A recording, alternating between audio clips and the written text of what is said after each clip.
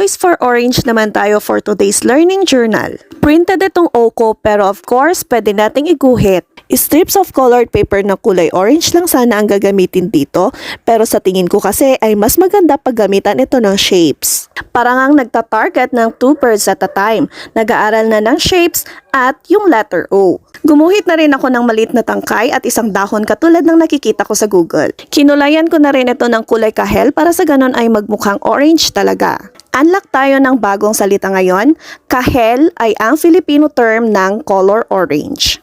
Sa tingin ko nga ay hindi pa sapat yung unang kulay na nilagay ko, kaya naman ito ay nilagyan ko ulit. Color pastel kasi itong ginamit ko, kaya naman kailangan pa itong i-blend. Nag-cut na nga rin ako dito ng colored paper na orange para sa shapes na ilalagay. So eto na nga at ready to go na. Kung nagustuhan nga natin itong video na to, follow or subscribe for more videos. Thank you!